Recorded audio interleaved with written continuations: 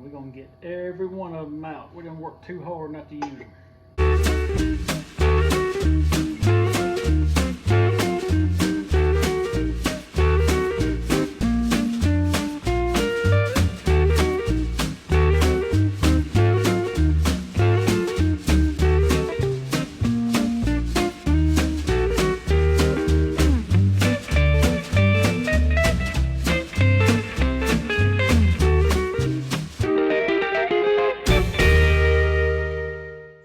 Hey guys, welcome back to Square County Homestead. We're glad you're here. Today we're going to show you how we get our peas, blanch them, and put them in the freezer. We can them as well, but that's going to be a different video. And I know everybody just like us, just busy with the garden and everything else going on. Check out Hot Off the Press Tees by Allison. Send her a message on Facebook, and she can give you a discount. Make any kind of t-shirt design. Logo don't have to be a farm. Go on her site there. She got a bunch of different just everyday designs. But so let's get on with the video. All right, it's pea picking time. We're finally getting some of these peas starting to turn that purple color. That's what we're looking for. So we got a good little crop of peas going on. So we're gonna get these picked. All right, so the girls have been in the garden, and we're getting about a 5-gallon bucket, or 1.5 5-gallon buckets full of purple hull peas every day, every morning. So I'm gonna do this video about these peas, and I thought about this, and I was like, well, you can go to a grocery store or a farmer's market and buy these. Not everybody grows them. Let me show you how we're gonna shell them. You have your pea. You got a little tip here, and sometimes you can go by here. See this dark, what I call like the backbone, it's darker. The front's not quite as dark. Usually I just take this tip, you're gonna tear it. When you tear it, run it down that backbone as far as it'll go. Pop it open, twist it. There it is. Hold it with the other hand, run your thumb right down through there, just like that. So this reminds me of being at Grandma's house, doing this all day for several days. So of course you're watching the process right in the young and the restless. Makes that pretty good memories. Okay, got them all shelled up.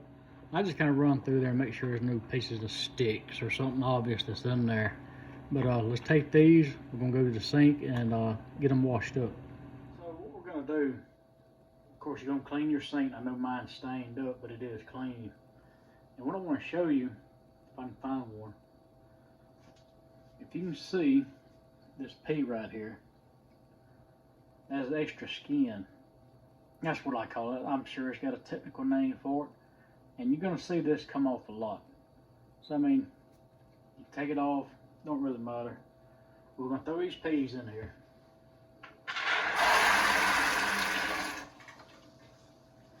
Now you can tell all the little tidbits of stuff that's just left just in the pan. The same thing's gonna happen right here. What we're gonna do is sit there, we're gonna run this water around, put our hand in, you can find little stuff like that. Don't know what it is. Run your hands around. This is gonna knock all the sand and dirt, and there's some piece of grass, just stuff that gets in there with them.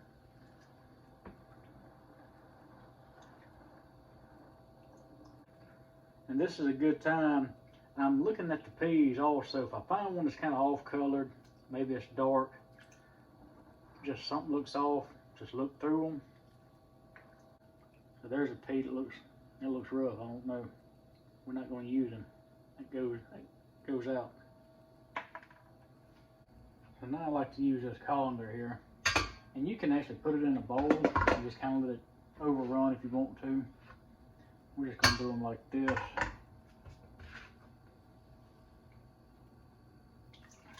And I want to take this first batch that's just kind of floating.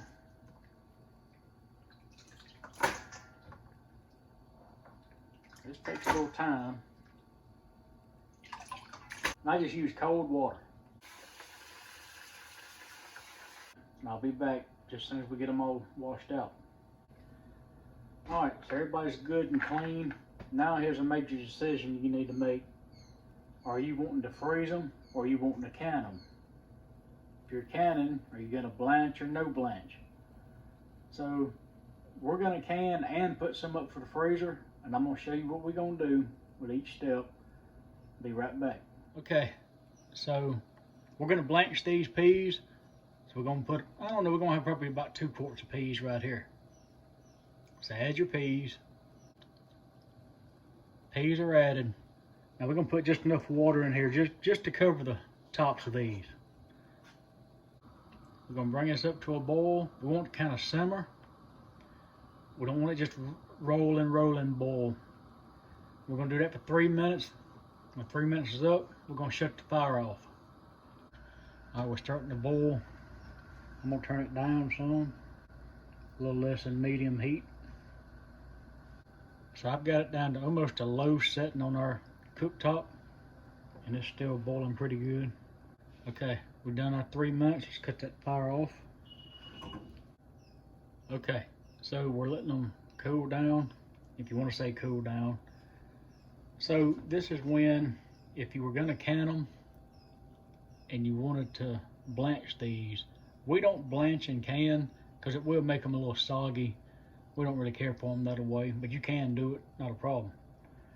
But what we're gonna do with these, we're gonna actually freeze these. So sometimes when you blanch these, set that right there. Sometimes there'll be a foam pop up.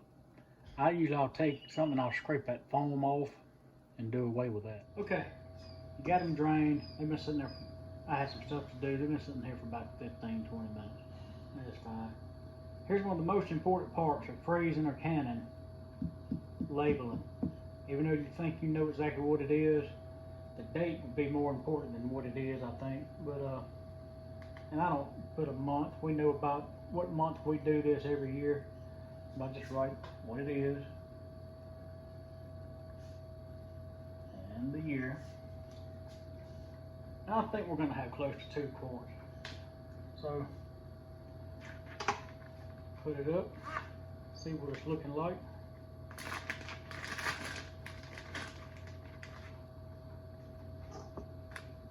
I don't get too fancy with it. I can use my jar funnel.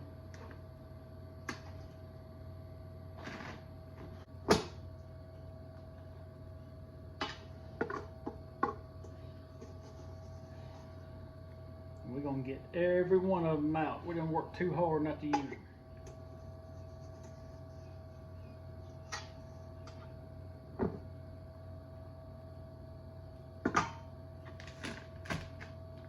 So I go to zip it. I leave a little gap right there at the end.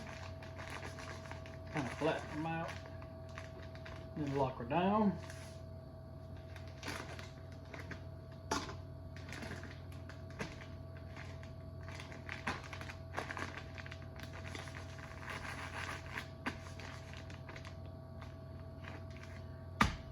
And there we have it.